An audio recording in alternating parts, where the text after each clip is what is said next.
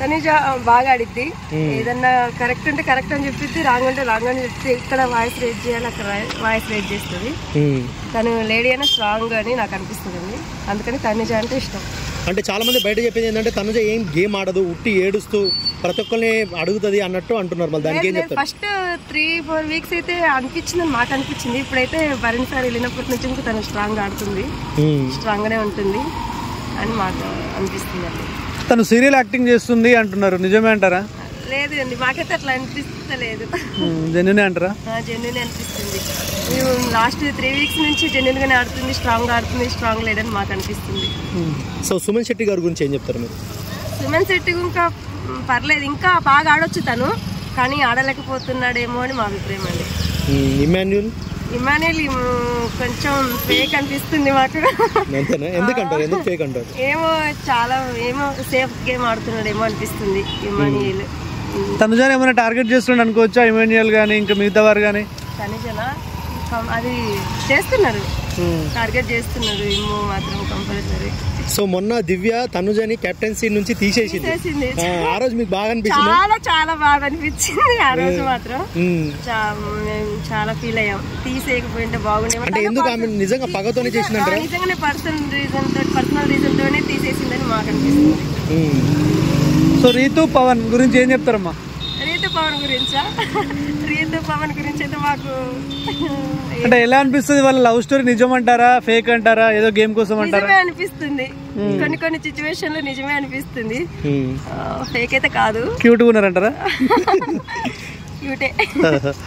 ఇంకా మరి విన్నర్ ఎవరు అవుతారని మీరు అనుకుంటారు? తనుజ. 100% తనుజనే అవుతుందని మేము అనుకుంటున్నాం. టాప్ 3 లో ఎవరు ఉండబోతున్నారు అంటారు మరి? తనుజ, ఇంకా పవన్ అనుకుంటున్నాం. మరి రాము రాథోడ్ ఎలిమినేట్ అయినట్టు తెలుస్తుంది, సెల్ఫ్ ఎలిమినేట్ అయినట్టు. అయిండు, అవ్వకోకుంటుంటే బాగుండేమో, కానీ తను ఇంకా హోమ్ సిక్ అంటున్నాడు కదా, ఇంకా తన పర్సనల్ అది. నిజంగానే హోమ్ సిక్ అంటారా లేకపోతే వీళ్ళతో ఉండలేకపోతున్నాడు అనుకోవచ్చు?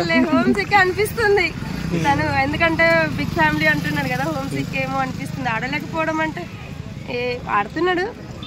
మరి ఇప్పుడు కామనర్ అందులో ఉన్న నిఖిత, దివ్య నిఖిత ఎలా అనిపిస్తుంది? ఉంటదంటారా టాప్ 5 వరకు? వెళ్ళిపోతుందేమో అనిపిస్తుంది నాకైతే. ఎందుకంటారు?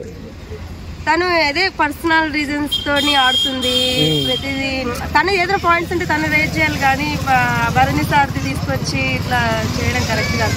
తను ఏదైనా కానీ ఫాస్ట్ గా రియాక్ట్ అవుతుంది. సో ఇంకా మిగతా వారి గురించి ఏం చెప్తారు? ఈ భరణి గారు కానీ అతను బాండింగ్స్ అన్ని మాస్క్ తీయలేదేమో అనిపిస్తుంది అంతే.